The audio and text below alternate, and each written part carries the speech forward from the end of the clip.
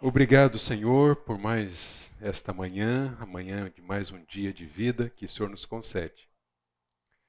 Obrigado pela vida da tua igreja, que tem procurado levar a sério a tua palavra e oferecer tantos cursos, a pregação também nos cultos, estudos nas coinonias, discipulado. Ó Deus, muitas oportunidades para que possamos aprender, crescer no conhecimento das tuas verdades.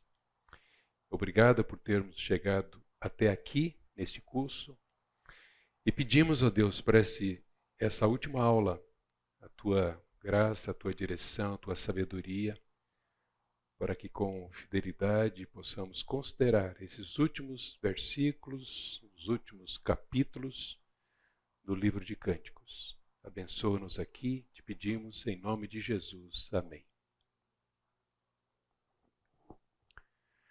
Bom, na nossa última aula, no domingo passado, bom dia, nós vimos naquela longa sessão, né, do capítulo 5, versículo 2 até o versículo 10 do capítulo 7, todo o desenvolvimento real, caindo na real, do relacionamento estabelecido entre o casal. Os capítulos anteriores.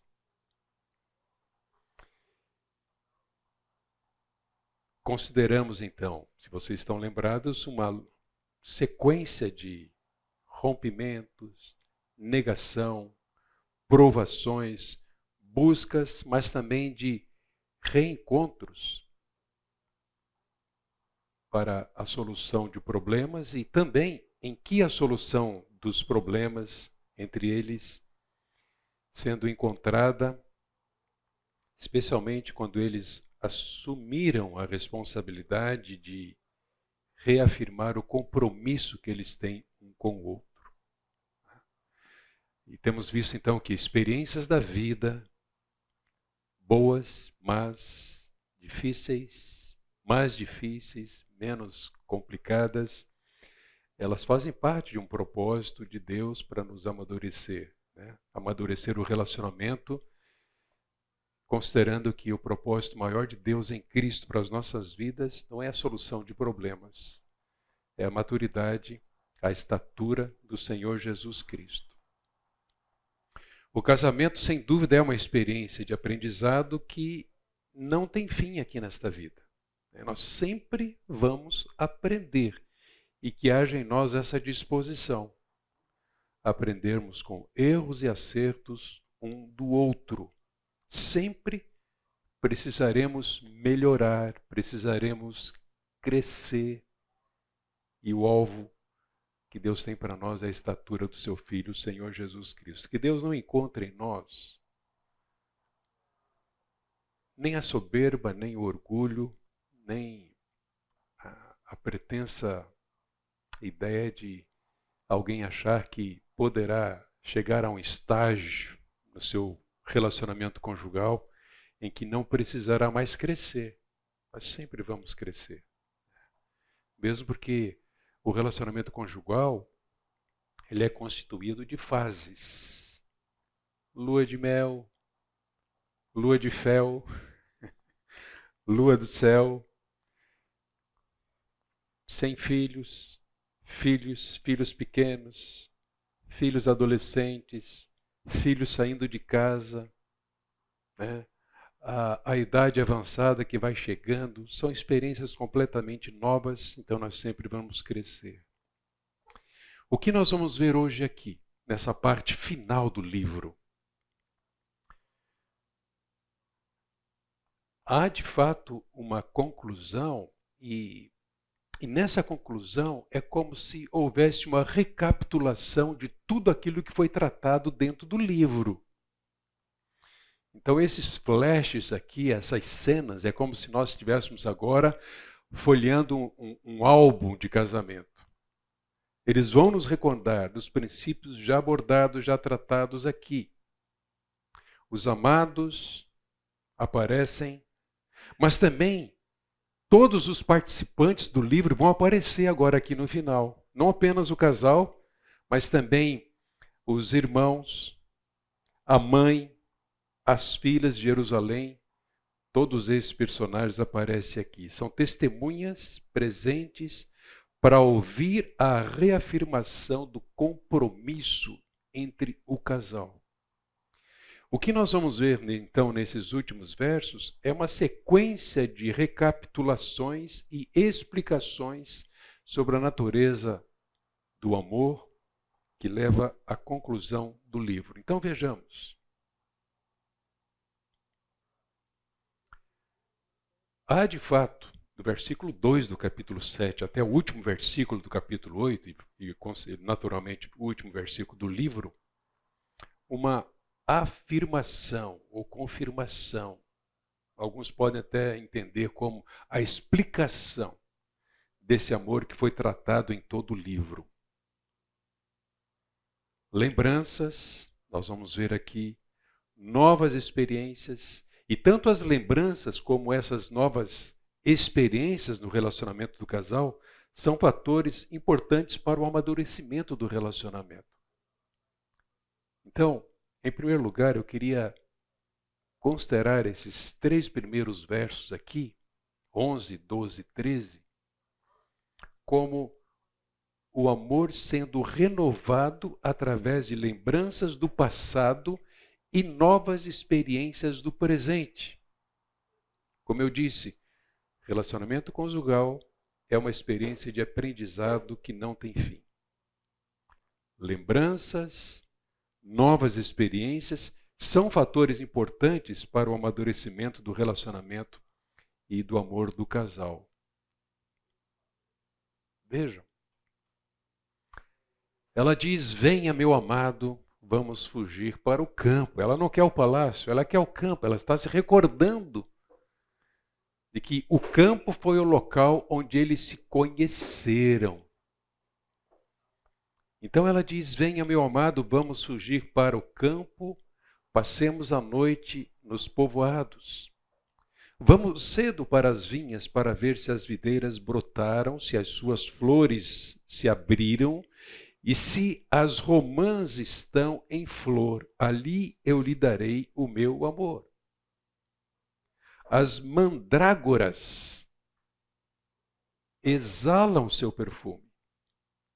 E a nossa porta há todo tipo de frutos finos, secos e frescos que reservei para você, meu amado. O que nós percebemos aqui? Nesse início de desfecho, e o desfecho começa aqui, ela, a esposa, toma a iniciativa para vamos chamar aqui de um piquenique romântico, no campo com ele. Se vocês estão lembrados, anteriormente, ela já havia expressado no capítulo 1, no capítulo 2, esse desejo, na ocasião, na terceira pessoa. Mas agora ela fala diretamente a ele: vamos, quero estar com você ali. Não é difícil nós considerarmos que o amor entre eles amadureceu. Eles já se descobriram, já se conheceram, já estão casados. Amadureceu ao longo das experiências que eles vivenciaram. E agora, ela e ele se sentem muito mais à vontade, afinal são casados. Então ela o convida para voltarem ao campo. Como eu disse, o lugar onde ela se sentia mais confortável, porque foi lá que o amor brotou. Novamente, o tema da primavera é trazido, mais uma vez descrito. O casal então vai observar os brotos, as flores. E esses brotos e flores são símbolos da paixão que existe entre eles. Notem que ali ela promete oferecer a ele do seu amor. E aqui há uma referência direta à relação sexual do casal. Essas expressões aqui descrevem isso. as mandrágoras exalam seu perfume, mas antes, ela diz: vamos cedo para as vinhas para ver se as videiras brotaram, se as suas flores se abriram, se as romãs estão em flor, ali eu lhe darei o meu amor. Está falando da intimidade sexual do casal. Ela vai ali se oferecer a ele, promete oferecer a ele o seu amor. Vejam, deixa eu voltar aqui. No verso 13, ela usa aqui as mandrágoras. A mesma flor que aparece lá em Gênesis 30, versículo 14 e 16, na experiência de Jacó e Lia, era uma flor afrodisíaca. Então ela usa agora esta figura para expressar o seu desejo por ele e realmente estimulá-lo e se apresentar para a intimidade sexual. O que ela promete aqui são excelentes frutos num contexto extremamente prazeroso. Ela expressa o seu desejo de continuar com o que é bom. E usa muita criatividade aqui. Vale a pena um parênteses aqui. Ao olharmos para transparência, pureza, beleza e linguagem erótica, mas pura, desse casal aqui, especialmente dela nesse texto, um destaque que eu acho que vale a pena nos nossos dias, né? Com tanta licenciosidade, imoralidade. Não há necessidade para eles aqui de apelos morais. Eles não estão propondo aqui recorrer à pornografia, a imagens imorais. Na verdade, o que Deus espera de nós é que nós desfrutemos do relacionamento conjugal em intimidade, em beleza e pureza, sem usarmos desses recursos que, na verdade, não estimulam a pureza, mas sim desvirtuam essa beleza através de elementos totalmente desnecessários para estimular o cônjuge na intimidade sexual. Isso está muito presente na nossa cultura, né? Vocês que não estiveram domingo passado aqui, Fernando Bueno trouxe, aliás, não apenas domingo passado, mas no anterior também, 2 excelentes aulas apresentando a beleza do sexo, como Deus fez, homem e mulher, e também no domingo passado, considerando as ameaças que existem nos nossos dias, né? E todo o cuidado que nós devemos ter para preservarmos o casamento, a intimidade sexual, com pureza, com beleza, usando, obviamente, os recursos da graça de Deus. Este autor, Paige Peterson, ele diz que sexo sem custo invariavelmente resulta em tristeza, desapontamento, culpa e frustração. O que ele está chamando de sexo sem custo? É sexo sem compromisso. Sem o cuidado, sem o entregar-se espontaneamente ao outro, sem cuidar do outro. Então, invariavelmente resulta em tristeza, desapontamento, culpa e frustração. Somente quando um homem se entrega à amada e os dois sacrificam tudo para o bem-estar do outro, é que as intimidades sexuais terão o significado que Deus queria. É o que ele propõe para nós em seu plano. Algo para ser desfrutado na intimidade de um relacionamento conjugal a partir de um compromisso que eles têm e estão dispostos a qualquer coisa para honrar essa aliança e compromisso e preservar o amor. Entrando então no capítulo 8, e nós estamos no último capítulo do livro, o que a gente vê ali? Depois do convite romântico, vamos para o campo, vamos fazer um piquenique romântico. Agora ela revela um desejo que demonstra o quanto ela está apaixonada. E ela demonstra isso. Demonstra o seu desejo através da sua afeição, a demonstração de afeição por ele. Então vejam, quem dera que fosse você, meu irmão, amamentado aos seios de minha mãe. Se eu o encontrasse na rua, poderia beijá-lo e não me desprezariam. Eu o levaria para a casa da minha mãe, e você me ensinaria, eu lhe daria de beber vinho aromático e o suco das minhas romãs. A sua mão esquerda estaria debaixo da minha cabeça e a sua direita me abraçaria. O que Sulamita, a esposa, queria aqui? O texto nos diz que ela queria que ele fosse seu irmãozinho, para que pudesse acariciá-lo publicamente, sem qualquer receio, sem medo de ser feliz, sem vergonha, sem medo de censura. Vejam, naquela cultura, demonstrações públicas de afeto entre as pessoas eram tabu. Totalmente diferente da nossa cultura. Mas entre irmãos era comum. Mas ela nem seria notada. A ideia aqui é que ela, se ele fosse o irmãozinho, ela poderia acariciá-lo publicamente, sem vergonha, sem medo de censura, nem seria notada. Era uma expressão muito natural. Se ele fosse irmão, ela poderia conduzi-lo ou introduzi-lo à casa de sua mãe.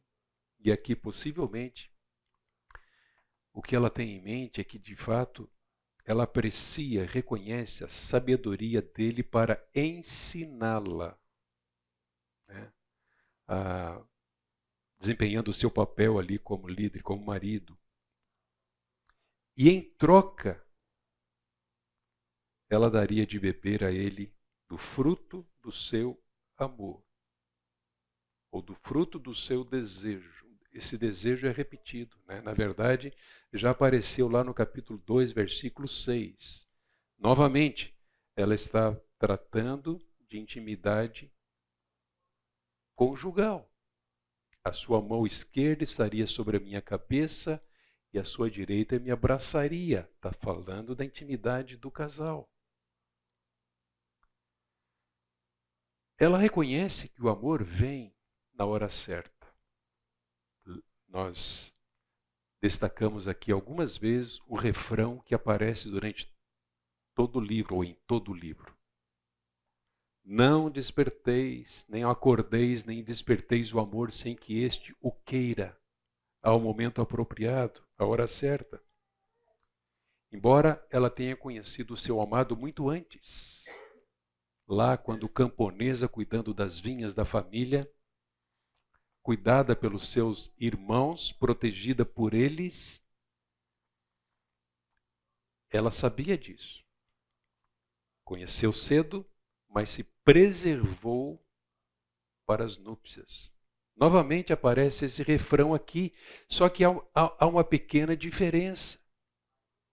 Ela vai sim dizer que o amor espera o momento oportuno para ser consumado e desfrutado.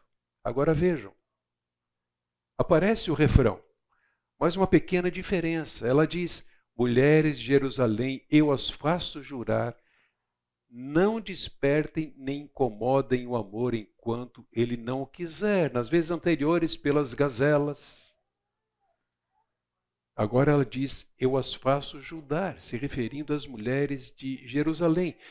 A diferença é que aqui ela não aconselha a si mesma, mas sim ela está dando conselho às suas amigas. Levem a sério esse princípio. Não acordem nem despertem o amor sem que o momento seja oportuno. Agora não é mais aquela solteira, virgem. Agora é uma mulher casada. Ela já é experiente. Ela sabe que este é o princípio, que vale a pena. Sem dúvida, o refrão serve como uma palavra de alerta às suas amigas, de cautela. Espera o momento apropriado para as núpcias, para a intimidade.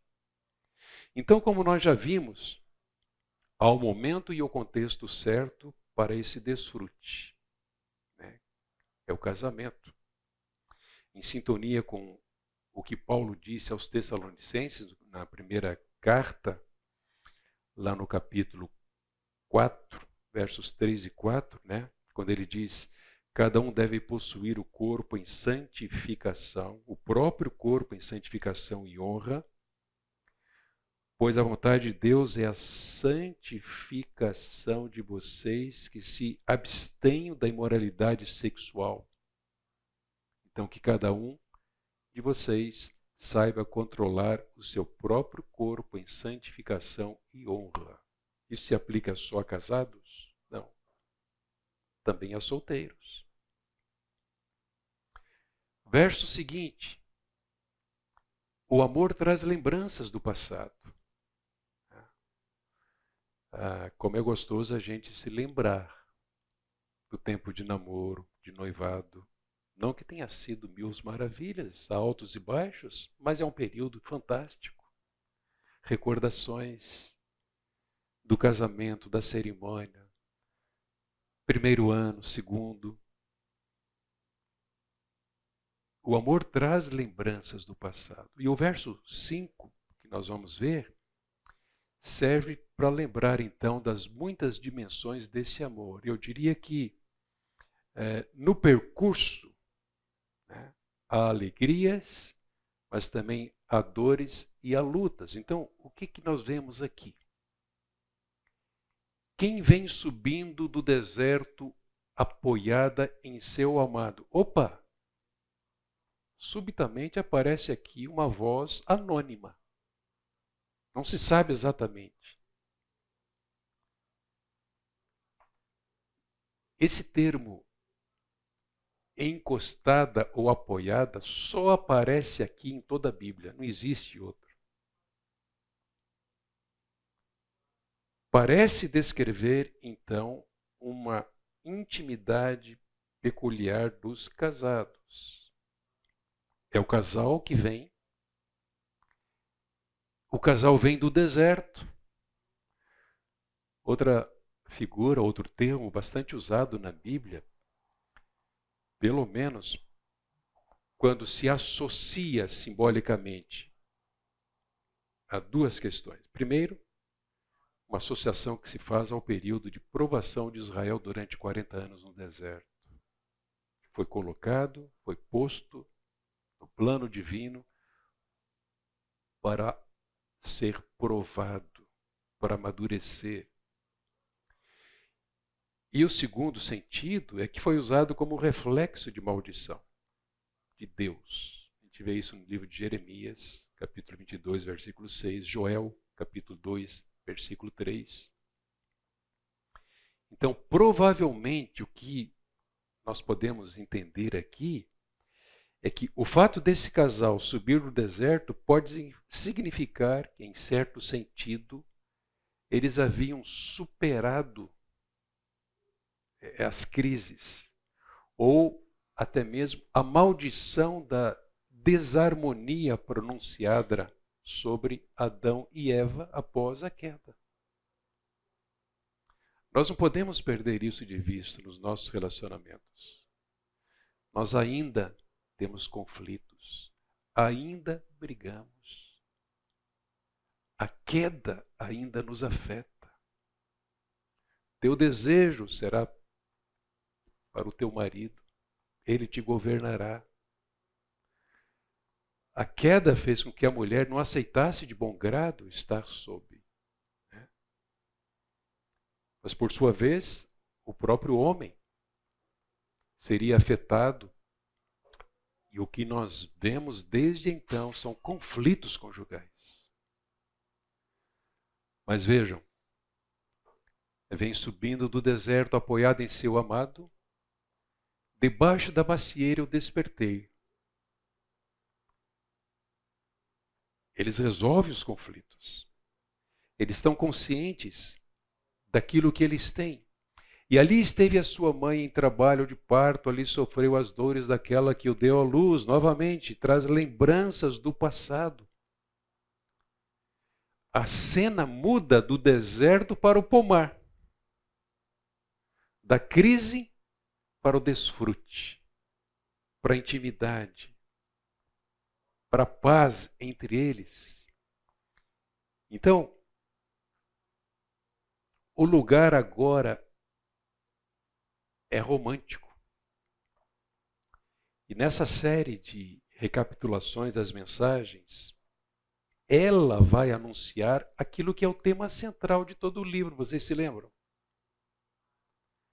Ela expressa novamente seu desejo pelo amor comprometido dele e a natureza do amor verdadeiro que persevera apesar de todos os obstáculos. Esse é o amor que procede do amor de Deus. O verdadeiro amor persevera apesar dos obstáculos.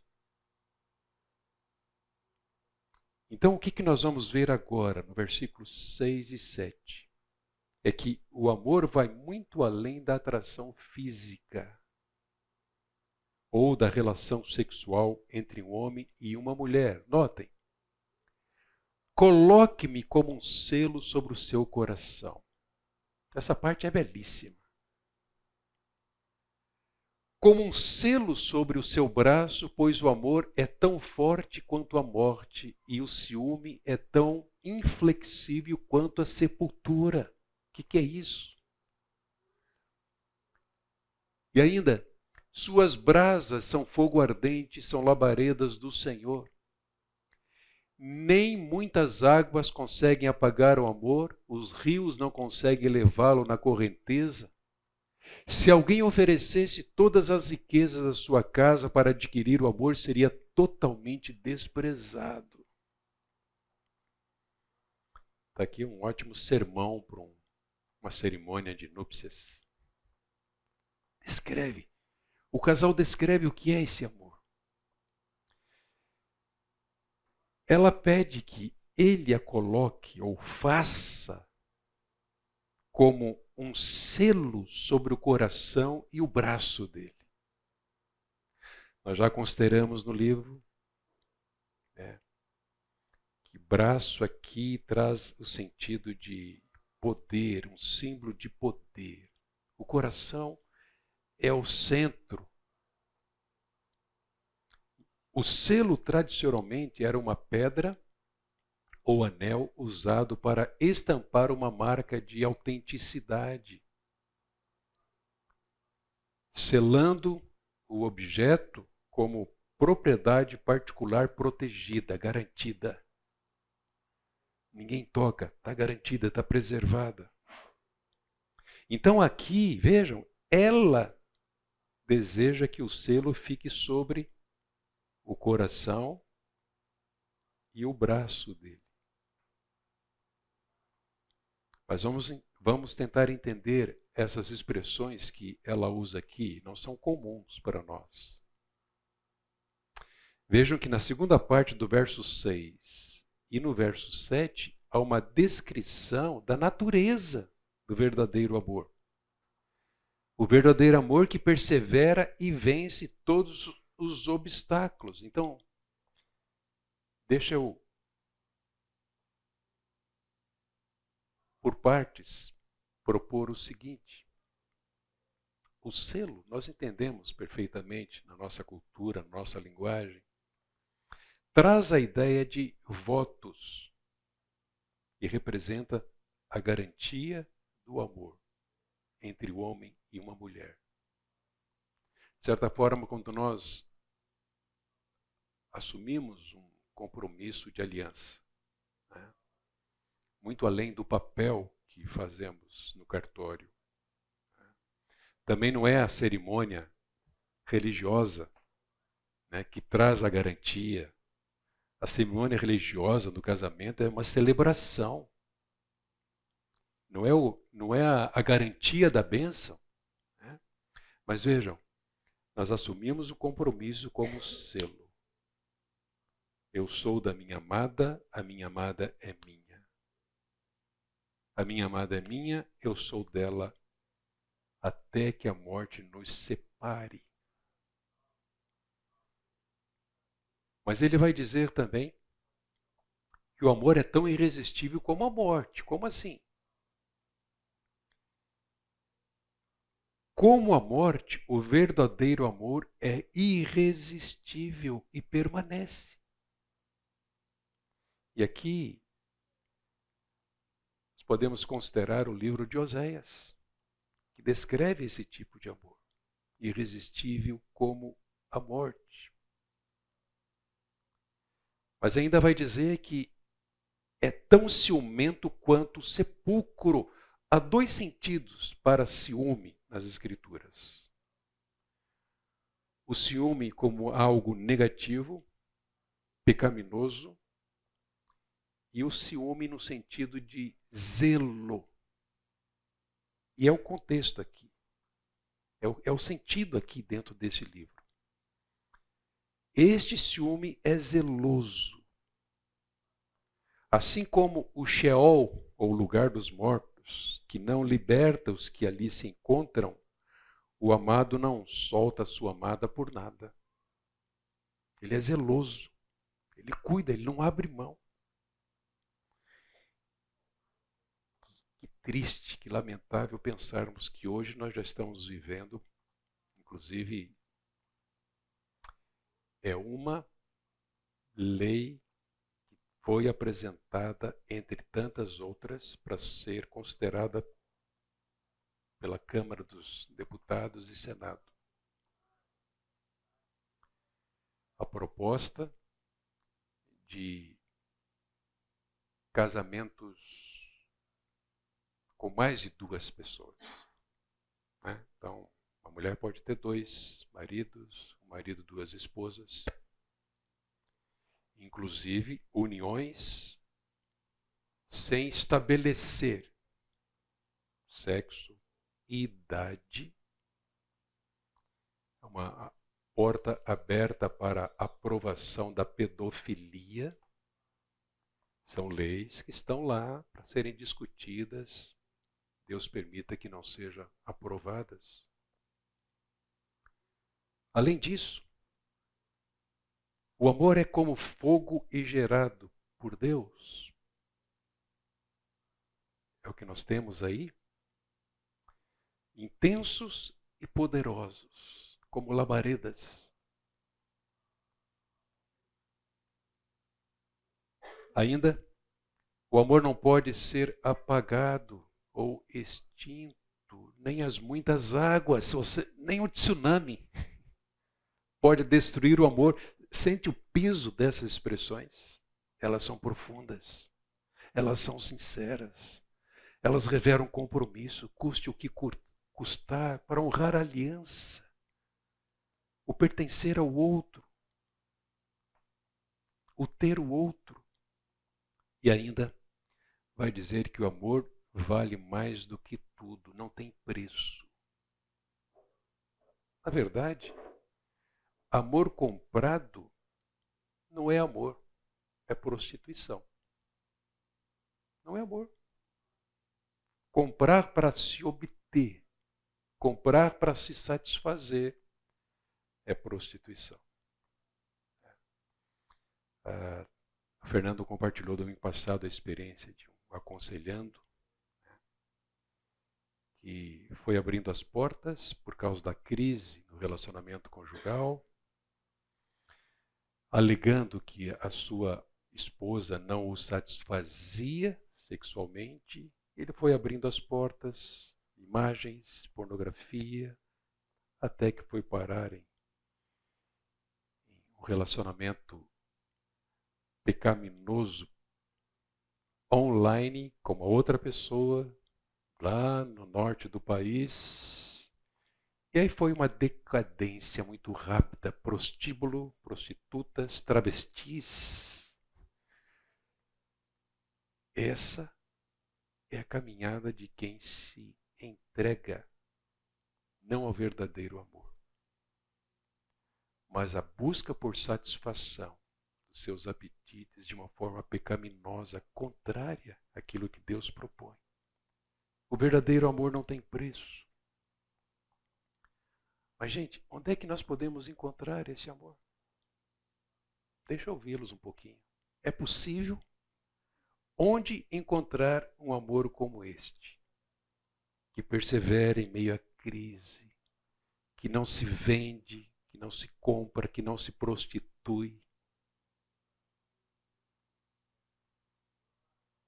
É possível? É? Se vocês disserem que não, eu paro aqui e vou embora. Por que é possível? Por causa da nossa capacidade? Absolutamente. Por causa do amor de Deus em Cristo Jesus, nosso Senhor. E ai de nós, maridos, né, se sairmos cedo de casa para o trabalho e não tivermos consciência disso, para revelarmos um coração humilde, dependente da graça de Deus. Se nós sairmos soberbos, achando que nós mesmos temos, nós estaremos vulneráveis a quedas. E as irmãs da mesma forma. É pela graça de Deus, é por causa do amor de Deus que esse amor é desenvolvido e preservado, apesar das raposinhas, como vimos no livro, das ameaças, da própria fraqueza humana, ele é preservado em beleza e honra para a glória de Deus, por causa de Cristo Jesus.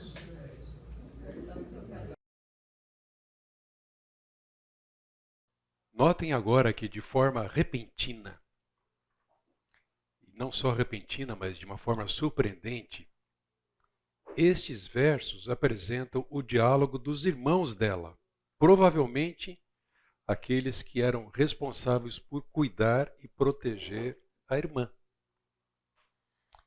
Então nós temos nesse diálogo uma recordação de algo que aconteceu há muito tempo atrás, quando ela ainda trabalhava nas vinhas, quando ela ainda era bastante criança, ainda não tinha seios, conforme o texto vai dizer. Vejam. Então, provavelmente os irmãos... Veja, eu falo provavelmente porque esse livro é complicado na sua interpretação. Até mesmo as diferenças de versões, muitas vezes são muito grandes. Há muita discussão em termos de algumas frases, alguns termos. Nós estamos optando por essa linha de interpretação, entendendo que é a forma mais natural, fazendo uma interpretação literal e esclarecendo as figuras, as muitas figuras que aparecem dentro do livro. Então aqui os irmãos dizem, temos uma irmãzinha, seus seios ainda não estão crescidos. O que faremos com a nossa irmã no dia em que for pedida em casamento? Vocês já conseguem captar aqui o cuidado desses irmãos para com a irmã, já pensando no futuro, quando ela seria tomada em casamento, ou pedida em casamento, eles dizem, se ela for um muro, construiremos sobre ela uma torre de prata. Se ela for uma porta, nós a reforçaremos com tábuas de cedro. E aí ela mesmo se apresenta. Eu sou um muro e meus seios são para as suas torres, são as suas torres. Assim me tornei aos olhos dele como alguém que lhe dá paz ou inspira paz. Como é que esse casal, apresentado de várias maneiras aqui no livro, ele encontrou um amor tão forte, como nós estamos vendo nessas recordações e em todo o conteúdo do livro. Como é que isso aconteceu? Dois aspectos aqui. A participação da família no cuidado dessa moça. pelas decisões da família em prol da pureza dela, ela seria guardada para o casamento. E também pela própria decisão dela. Versículo 10. Ela escolheu o caminho certo, embora o mais difícil. O que se destaca aqui nesse diálogo é mostrar que a história do amor do casal não aconteceu por acaso. Houve preparação, houve planejamento. A família se envolveu para cuidar dela e prepará-la para que casasse virgem. Como os pais andam descuidados hoje em relação às suas filhas, meninas, em relação também aos meninos. Os pais têm que ter muito cuidado com as amizades dos filhos. Permitir que uma criança, adolescente, vá dormir na casa de amigos requer muito cuidado e sabedoria. Porque a cultura está muito liberal. Hoje tudo é permitido. E muitos pré-adolescentes e adolescentes estão sendo introduzidos às práticas sexuais com autorização dos pais. Estou dizendo dos pais cristãos, embora eu não sou ingênuo para achar que todo pai cristão preserva seus filhos para o casamento. Mas exige muito cuidado.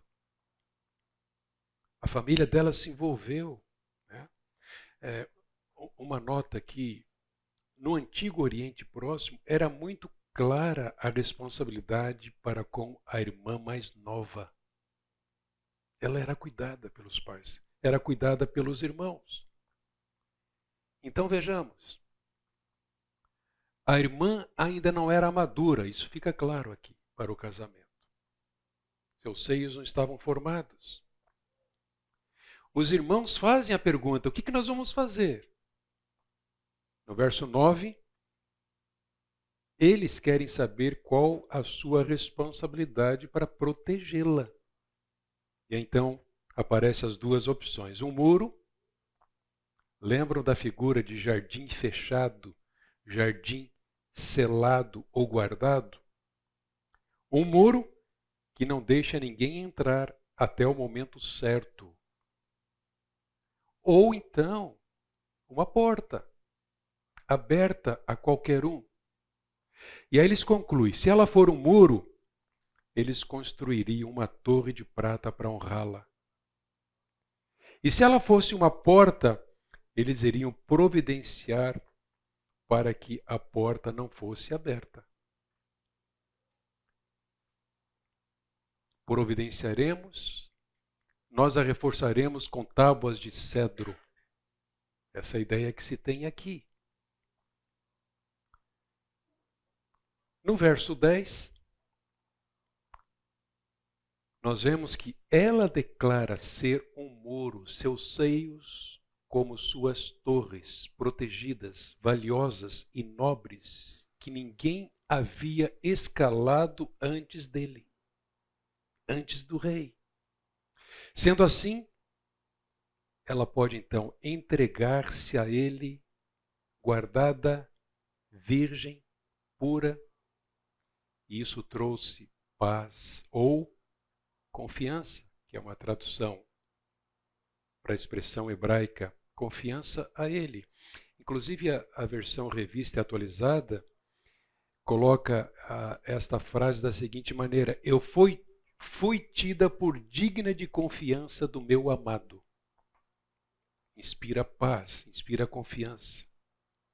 E há aqui um jogo de palavras, que é um hebraísmo para a palavra paz no hebraico, que traz a ideia de Salom, um som como os nomes de Salomão e Sulamita, Sulamite.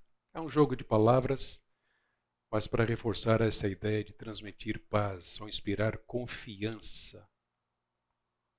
Deixa eu trazer algumas aplicações para nós. Primeiro, como eu disse, a família tem responsabilidade, grande responsabilidade, na proteção moral dos seus membros. Gente, é em casa, né?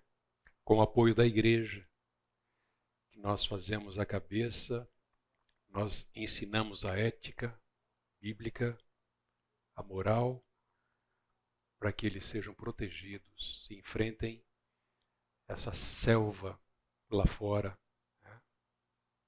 Segundo, a pureza moral é um presente excelente a se entregar ao cônjuge nas núpcias. E isso gera confiança entre o casal. Terceiro, a pureza moral pode ser reconquistada mesmo depois de ter sido perdida.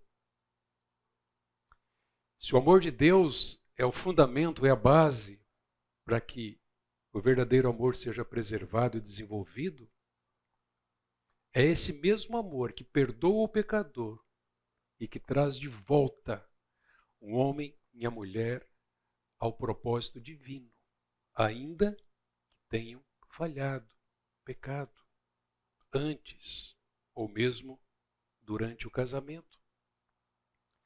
Deus honra a paciência e a pureza no relacionamento com o sexo oposto.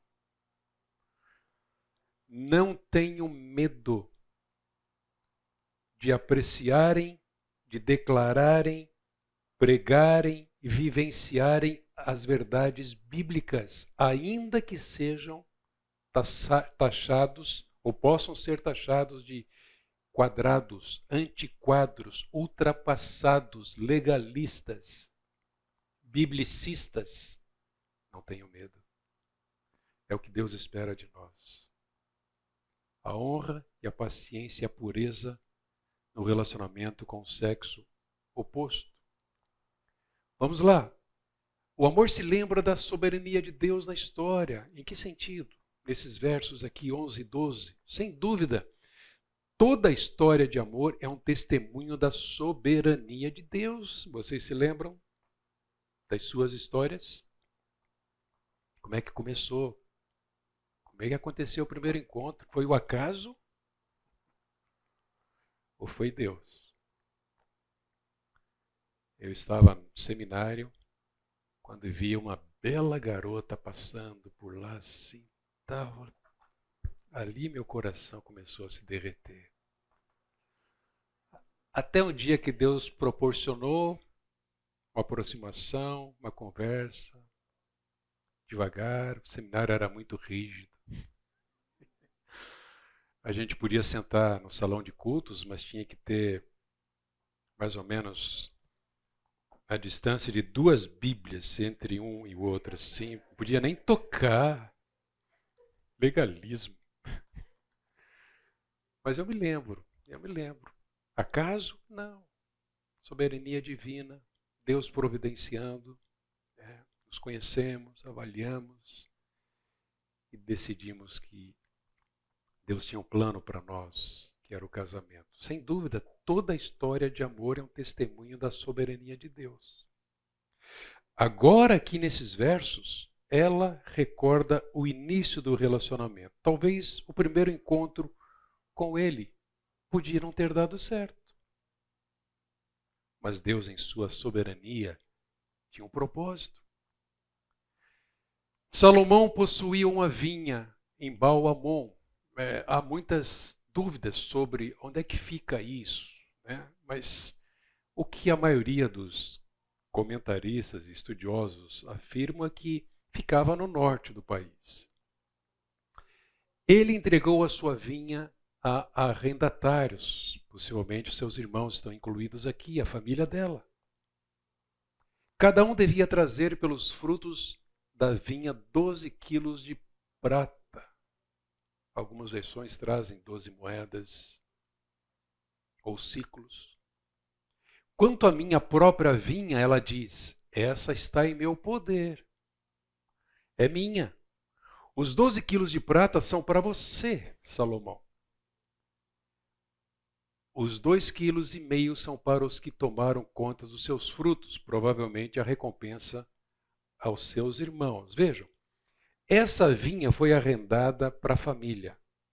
Capítulo 1, versículo 6. Provavelmente na expectativa de que cada um devolveria 12 quilos de prata no final da colheita.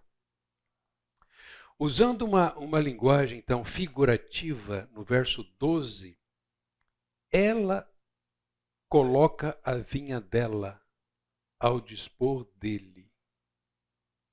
Alguns entendem que ela está colocando a si mesma e a vinha, quando ela diz a vinha. Ela está se oferecendo, se colocando a si mesma ao dispor dele e promete que ele irá receber tanto os 1000 ciclos de prata quanto a sua própria vida, que é uma interpretação que se faz.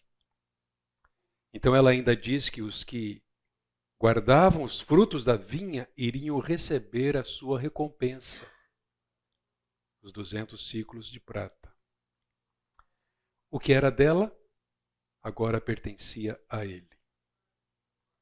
Não há aqui a ideia de um casamento por interesse. Vou casar com o rei.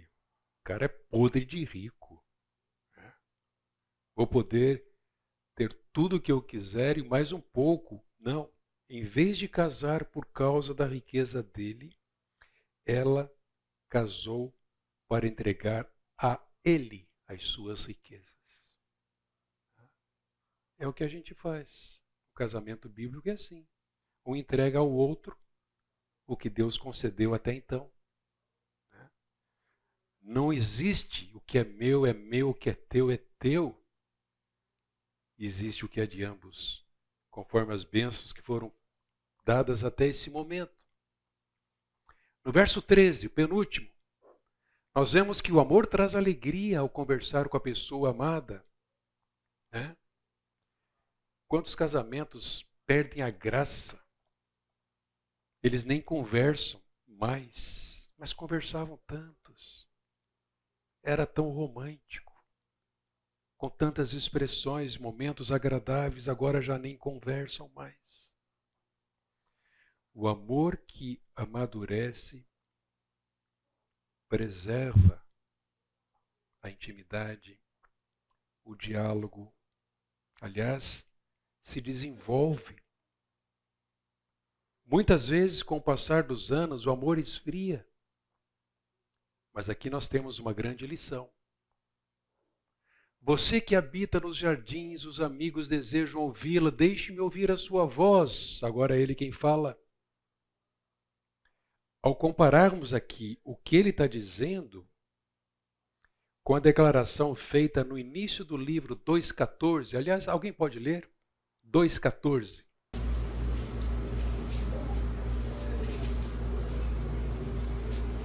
Minha pomba que está nas fendas da rocha, nos esconderijos, nas encostas dos montes, mostre-me seu rosto.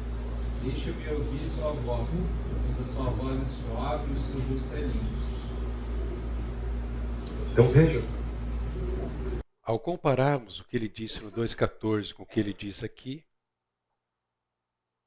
nós percebemos que é impressionante que ele revele a mesma intensidade de conhecer mais e mais a sua amada. Você que vive nas rochas. E agora, deixe-me ouvir a sua voz. De certa forma, também ele exige resposta dela quanto à presença dele ali. Então vejam, o amor é renovado e celebrado por meio, novamente, da intimidade sexual. Ele esperava uma resposta dela e então ela responde com um convite a ele, que é a repetição de muitos anseios já declarados no livro por ela. O que ela diz? Venha depressa, meu amado, e seja como uma gazela ou como um cervo novo saltando sobre os montes carregados de especiarias. Não diga isso hoje. Você não vive nos campos e entre gazelas. Mas esse desejo pela intimidade física, ao usar essas figuras, ela está dizendo que ela está manifestando que esse desejo dela pela intimidade física pode ser livre e espontaneamente realizado. Então ela o convida a celebrar o amor usando uma analogia já feita. Dos servos, filhotes de gazela, cheios de vigor, de alegria, saltitantes pelos montes. Mais uma vez, expressões que expressam a intimidade do casal,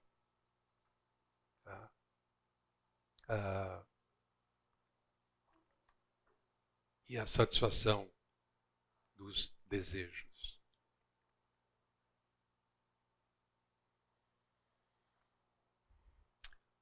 O verdadeiro amor une de forma profunda e crescente aqueles que a ele se entregam em paciência, pureza e perseverança, refletindo o amor sobrenatural de Deus para conosco.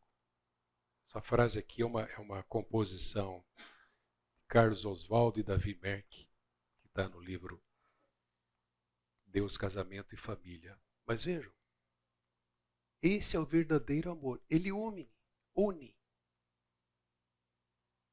Não só dois corpos, mas dois corações, duas vidas, que se entregam em paciência, pureza e perseverança e refletem o amor de Deus para com o seu povo.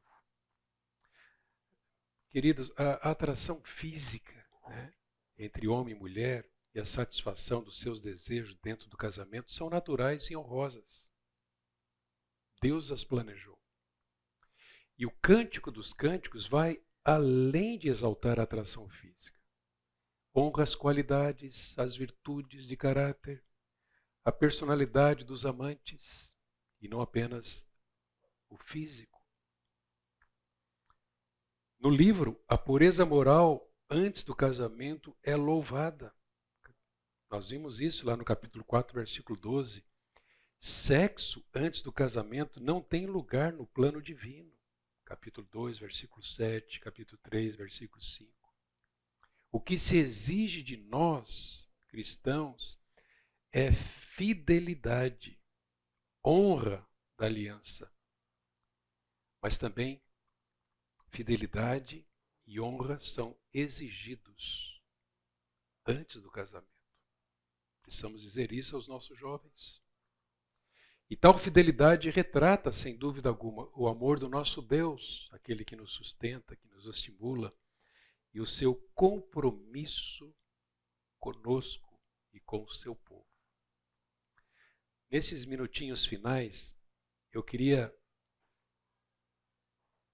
lembrar vocês, relacionado a estes assuntos que temos visto aqui, o que a Bíblia nos ensina, na verdade, o que um único texto de Paulo, escrito aos Coríntios, nos ensina sobre a mutualidade sexual.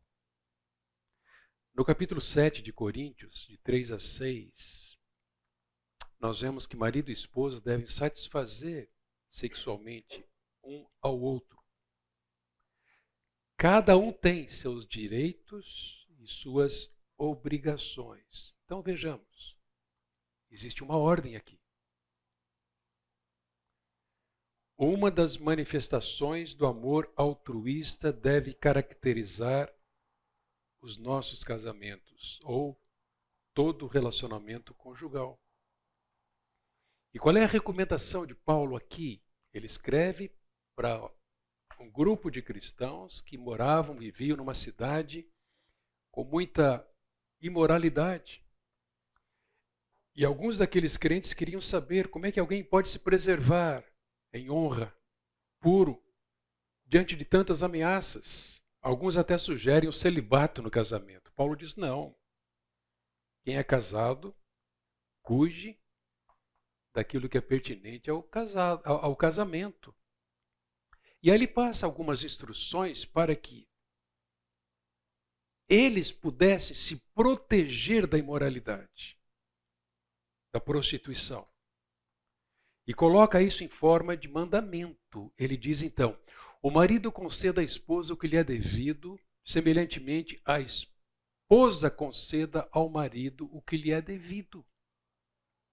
Ele está falando da mutualidade no relacionamento sexual. Mas qual é a razão disso? Então Paulo esclarece. É que a mulher não tem poder sobre o seu próprio corpo, e sim o marido. E o marido também não tem poder sobre o seu próprio corpo, e sim a mulher. Percebem? O corpo de um pertence ao outro, como nós vimos no livro do Cântico dos Cânticos. Ele traz esse argumento, essa explicação. Ela não tem poder, e sim o marido. Ele não tem poder, e sim a mulher. Mas esse princípio aqui vai além da mera satisfação sexual. Porque ele pressupõe um relacionamento de afeição, de carinho, mútua preocupação e também sexual. Gente, alguns cônjuges têm usado o versículo 4 para justificar sexo sob demanda. A qualquer hora, de qualquer jeito, a todo custo. Porém, a ênfase do texto está na mutualidade, na intimidade, que cada um busque o bem do outro e use seu corpo da maneira que mais agrade ao cônjuge. Há exceção? Opa, há uma exceção, Paulo vai dizer. Mas é exceção, não é norma. Não é moeda de troca. Às vezes, atendendo casais trazem esse tipo de problema.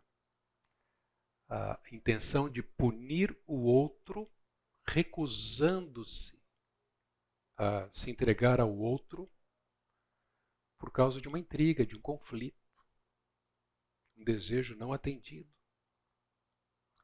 A exceção que Paulo menciona aqui é que eles não deveriam se privar um ao outro, salvo talvez.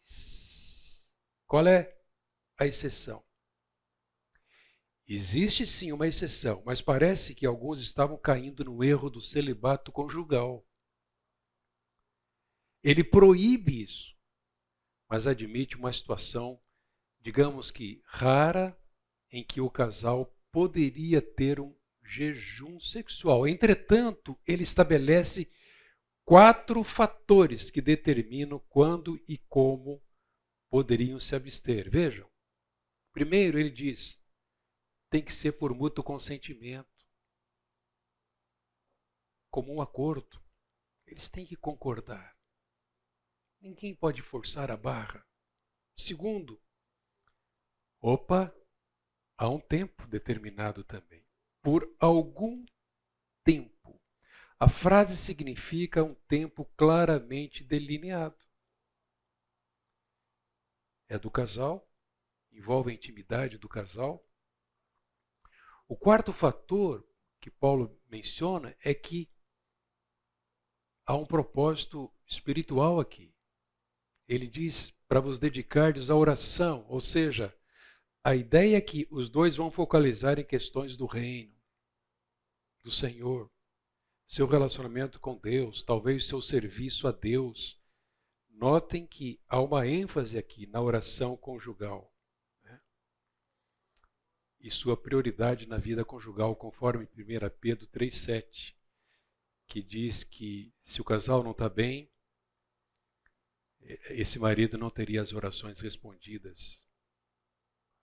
E por fim, o quarto fator é que eles deveriam se juntar novamente.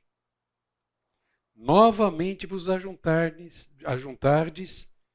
esse tempo claramente delineado tem seu fim. E tem seu fim como? Tem seu fim numa celebração sexual. Qual é a razão? Para que eles voltem e não estabeleçam 2 meses, 5 meses, 1 ano,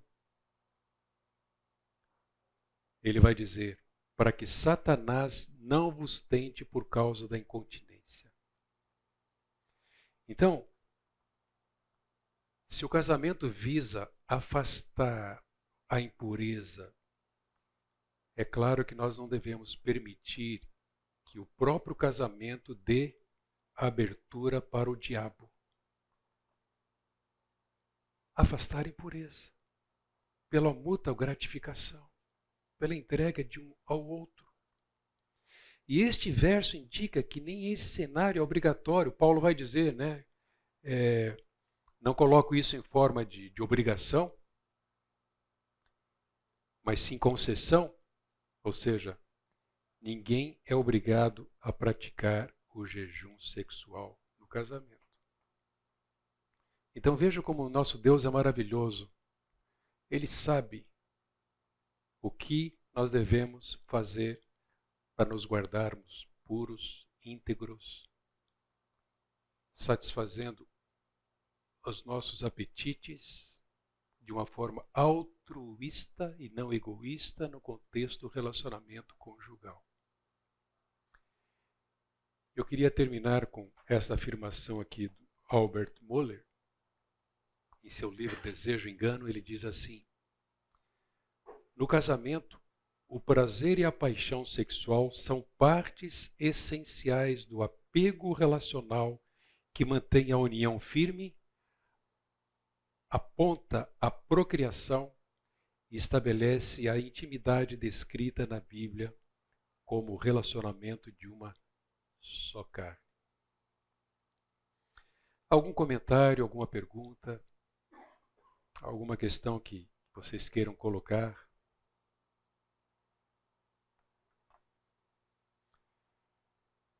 Saindo daqui, vocês terão vontade de ir para o campo? Espero que sim. Isso é natural.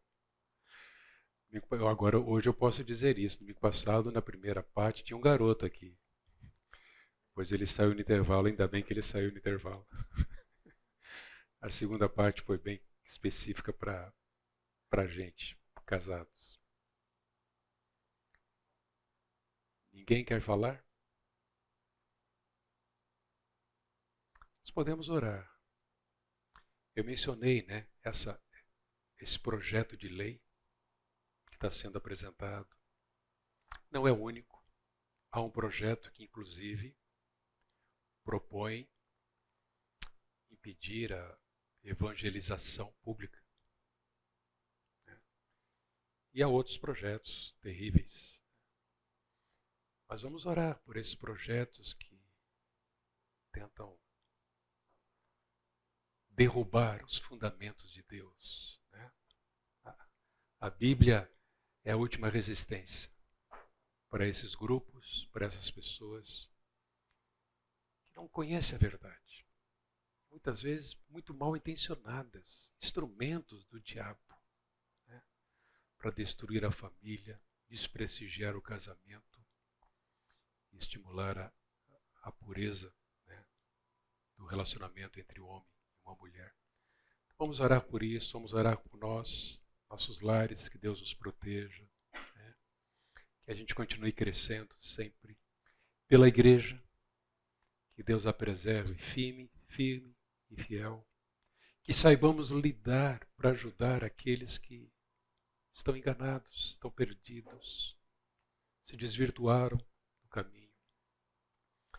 Então, 2 de nós, por favor, voluntariamente, levem-nos a Deus em oração e levem a Deus esses motivos de oração. Por favor.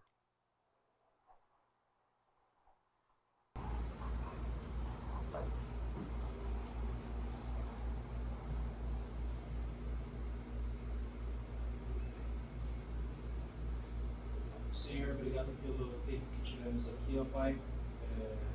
Durante esses 2 meses, aprendendo mais sobre o que o Senhor tem a dizer sobre o nosso relacionamento conjugal, sobre como o Senhor nos fez, como funcionamos, ó Pai, como podemos glorificar teu nome.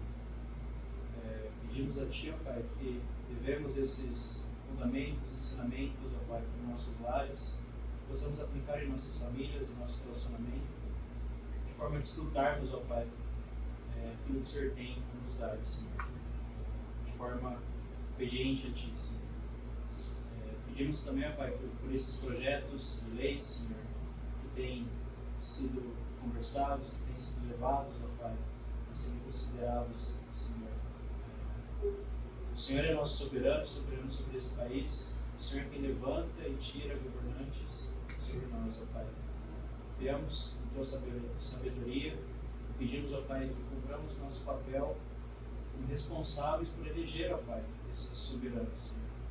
Pedimos a Ti que nos proteja dessas leis, que nos proteja de coisas que nos fazem, podem nos fazer sofrer consequências ruins ao seguirmos a Tua palavra, Senhor. Nos afaste disso e pedimos a Ti, clamamos a Ti, Senhor, que seja levado em conta dentro desses ambientes de tomada de decisão, leis, ó Pai, que glorifiquem a Ti e sigam os Seus planos, ó Pai. Em nome de Jesus, amém. Amém. Obrigado, Senhor, por esse tempo que o Senhor nos deu aqui.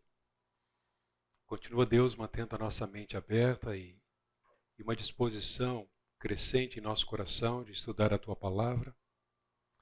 Que os princípios e as verdades que o Senhor tem nos trazido aqui possam surtir efeito nas nossas vidas, sobretudo para uma aproximação maior de Ti, maior temor a Ti e sabedoria, ó Deus, para cada um de nós, especialmente nos nossos lares, como maridos, como esposas, pais. Ó Deus, rogamos a Tua bênção. Mantenha a Tua igreja, Senhor, firme e fiel nesse propósito de ensinar a Tua palavra nos vários cursos, no púlpito, em todo e qualquer lugar ou iniciativa, Senhor. E dá-nos, ó Deus, ousadia para não desperdiçarmos as oportunidades que temos de apresentar essa verdade sobre questões tão relevantes e que têm sido tão desvirtuadas nos nossos dias. Mantém-nos puros e íntegros. Nós te clamamos, ó Deus, em nome de Jesus. Amém.